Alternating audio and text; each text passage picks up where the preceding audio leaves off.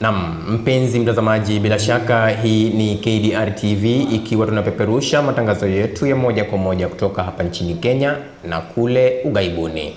Naam, Waswahili husema dunia ina mambo, na hii ilishuhudiwa hii leo baada ya wafanyabiashara ya ngono almaarufu the commercial sex workers kujitokeza bayana na kupinga vikali lile tendo ambalo lilifanyika hapo jana usiku, mahali ambapo mmoja wao alishikwa kwa nguvu ama kwa hali ya ubakaji wale linalojulikana kama kubakwa, na pia vile vile walijitokeza kupinga kitendo hiki wakisema kwamba ni lazima ama wangechukuliwa hatua ya kukamatwa na kupelekwa kwenye rumande ama korokoroni, na sio kukamatwa kwa nguvu ama kushikwa kwa nguvu. Na hebu tusikie jinsi wafanyabiashara hao wa ngono walivyolalamika.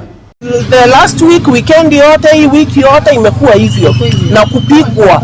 Sasa kama unanishika, kama unaona kuna nini nimeviolate, nipeleke pale station, unipeleke kotini rather than kupiga mtu. Unapiga mtu unamuumiza. Hapa hivi tuko na watu hapa hivi wako na majeraha ya jana usiku. Na hii ya Madam Chief kuwatoa nguo na kuwadunga sehemu nyeti na vijiti, na ni mwanamke kweli ako na utu na kushika wasichana matiti na ni mama. Surely alinikuta mimi nimesimama kwa street kama kawaida yangu kufanya kazi yangu. Mimi nikaona sasa walikuja na askari. Mimi askari kwani walikuwa hapo wakaanza wakanishika.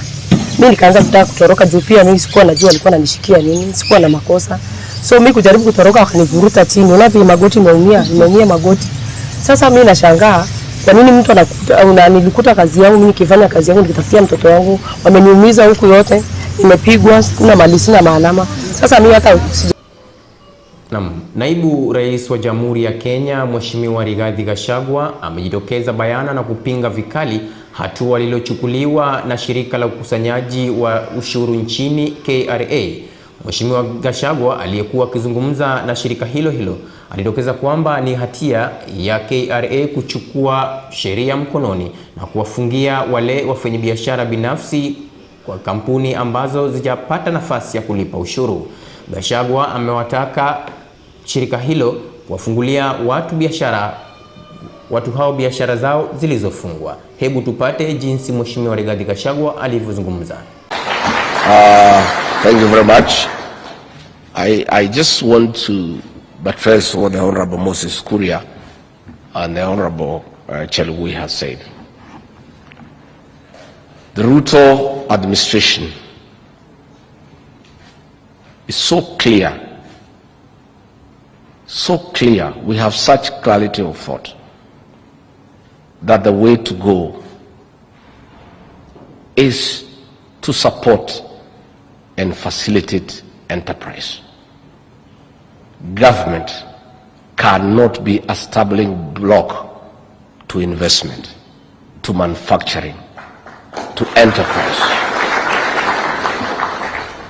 President William Ruto has given a policy direction, and shortly I'll be convening a meeting of all our civil servants at the senior levels to give them in black and white the new policy direction. We must bring to an end bureaucracy and red tape in matters investment and entrepreneurship. Officers of government, the public sector, their role will be to support the private sector to enhance, expedite investments in this country. We want less and less government in people's lives and more services to the people of Kenya. And we'll tell our civil servants they'll have to align very quickly with the new administration. Ours is to give service to the drivers of the economy, including you seated here, the manufacturing sector. Ours is to support you, is to reduce bureaucracy, is to enable you work and create wealth and create employment. And officers of government are not going to to stand on your way. We are looking at issues of multiple licenses. You go to an office and you cannot tell the original color of the wall because of the number of licenses hanging on the wall. Isn't that the situation? That must come to an end. And we also must make it easy through the online platform. You don't have to go to the county government of Nairobi, I don't know to which office, to look for a license. These are things that we must do very quickly, and we must collapse all these licensing into one that makes sense. Number two, we have told the Kenya Revenue Authority, and I believe, is there a Deputy Commissioner here from KRA? You are here. Sit down, listen here and listen good. Taxpayers are your dairy cow. Those who have done farming. For a cow to produce milk, you have to be very nice to the cow. You have to give it some hay, give it some dairy meal, milk it with some good oil so that it's feeling good. And the Europeans go even a step further. They play country music to cows to produce milk. We have told KRA to look after taxpayers the way you look after a good dairy cow to continue producing milk. There is no cow that will produce milk when you are pricking it and shouting at it. It will refuse with the milk. We have told KRA to create a friendly tax regime. The issue of closing factories for taxpayers who are suffering is a thing of the past because it is foolish. The issue of tax notices and agency notices, where you close accounts. If you shut down an account for 6 months, somebody cannot do business. Where will you collect tax the following year for the benefit of the country? When you shut down a factory, those employees go home, they lose their jobs, they were paying payee. Where will you get the money from? I've repeatedly given the example of African Distillers factory in Thika, owned by Humphrey Kariuki. That factory was paying about 50 million Kenya shillings in terms of tax every month. They sent DCI there, policemen, shut it down, arrested Humphrey Kariuki, a very enterprising Kenyan, an honorable man, a man who has toiled through his life, locked him up for 4 days with ordinary criminals, shut down the factory, and KRA lost 50 million every month. For 3 years, we have lost a whooping 1.8 billion, money that we need for this country. It was a foolish decision, and such things will never happen in the Ruto administration. They will never happen again.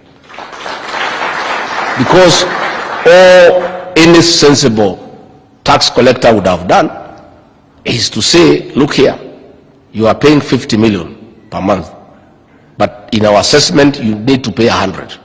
Can we discuss how you pay 100? But in the meantime, continue working and giving us a 50, because we need it. Now you shut it down, then what happens? Same has happened across everywhere. This will not happen again. The president is on record asking everybody to pay tax, and we want everybody to pay tax. But we want to collect the tax in a dignified manner. The president has set the pace for this country, that his style of management, and all of us are following suit, is continuous engagement. Once you engage, you enrich your thinking. Nobody has monopoly of knowledge. Not the president, not myself, not Moses Kuria, not anybody. Nobody has monopoly of knowledge. Let us have continuous engagement. I want to assure you, ladies and gentlemen, what Moses Kuria has started, this continuous engagement, is a new style of managing this country, and will never go wrong. And I'm very happy, at least when I was appointed running mate, the press was all over demonizing me, until I was given an opportunity. 90 minutes with Mother Karoa, and I would have up. Yeah? And for those who thought I never went to school, ask Linus Gitahi, we were together in university. At least I have a witness. We were together at the University of Nairobi. We know one or two things. We don't know much. We are just the average. We know a few things. Others were saying, oh, the government of William Ruto and Rigathi Gachagua is a government of thieves. They'll steal everything from the manufacturers, and the balance they will give to the hustlers. As we are people who know how to create wealth, we have come from scratch and grown through, and we know how important it is to allow Kenyans who are hard working to grow wealth. And that is what President William Ruto and the rest of us will do, to give any hard-working Kenyan an opportunity to grow wealth. And Kenyans are enterprising people. And Raju, your chairman, can give testimony. I did some business with him 15 years ago. And it was a good business. You know, I'm an honest man. At least we had a good business. Because, you know, people were just talking. And when Linus Gitahi, you talk about time, that this government is keeping time. It's not us. It's the leader. Let me tell you what happens. The problem of Africa and for this country is one of leadership. Once the leader of the nation sets the pace, everybody else is aligned. So if President William Ruto is keeping time, how will his deputy not keep time? How will Moses Kuria not keep time?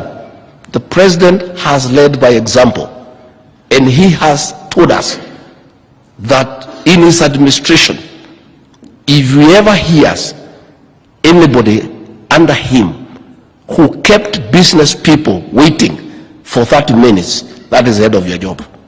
Because you people are entrepreneurs, you are creators of wealth.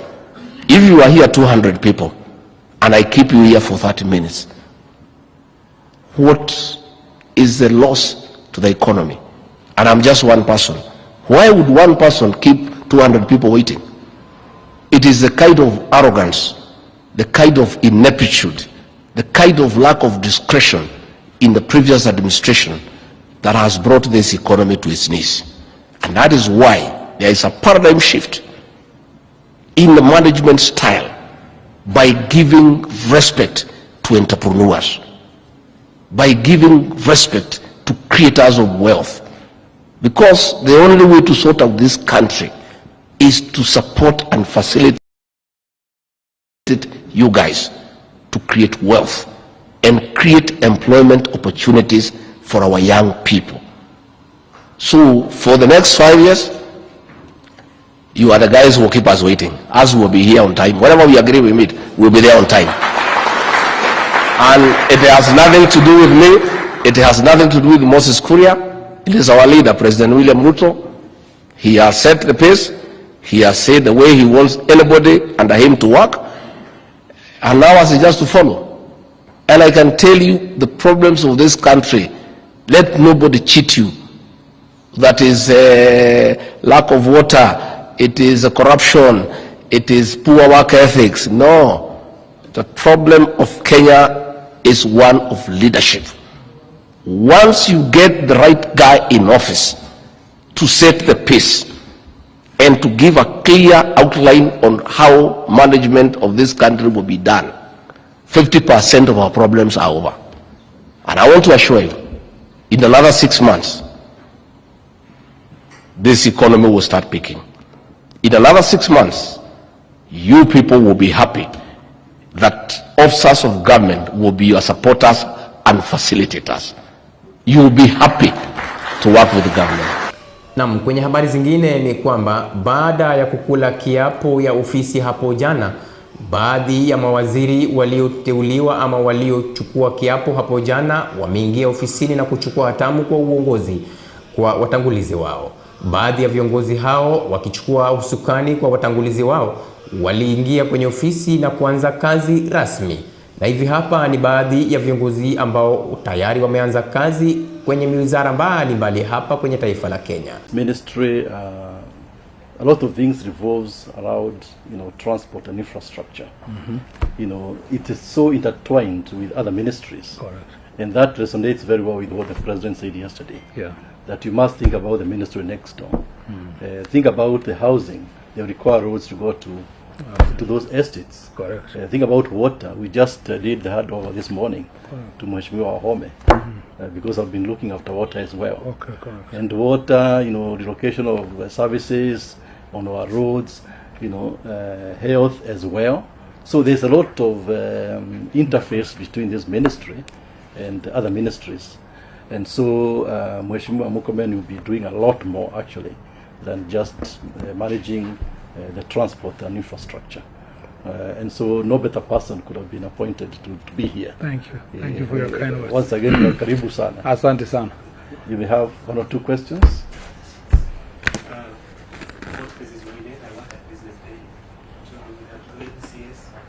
Congratulations for a job well done. Also with Professor Marinda and Engineer Joroge to the incoming CS. Just a quick one. We've been very well complete, especially in the SDN contract. I knew you would ask. I am not yet in office, so when I have just, as you can see, it's a handing over process. When you are no longer around and the cameras are not here, I will consult my colleague here and ask for his guidance. And of course, that is a contract, not just for this ministry. If you heard me right, I said I will find out where it is. It's a contract for the Republic of Kenya. And for many people who don't know, the investment was beyond just looking at the ministry. So that is a question I will ask CS, and I will ask also the cabinet and the guidance of the president before to at least find out where it is and make sure that I share with the people of Kenya. But I'll keep my promise. I have not, don't start saying that that Murkomen has already put conditions on whether he will. As soon as I find the agreement, I will make it public. Yeah, I meant it what I said. Yeah. Like you heard yesterday, it's government is collective responsibility. Correct. So even if I'm not here, Waziri Murkomen, you have to maybe consult with Attorney General. Correct. Those people can agree on a collective position. Correct. So, and we said from here he's going to have the new handover. Correct. Because with the heads of departments and all those people. Correct. So this is just for, I think, to say Jambo welcome, and the Kwaheri. Asante sana. Yeah, so, yeah. Anything else? I think since this is just an introductory meeting, we leave it there. Just to say, we are happy to be here. We will work with you. We will work. Jiunge na KDR TV tukiwaletea matukio hapa na pale kutoka hapa nchini na kule ughaibuni. Langu jina ni Omari Musa.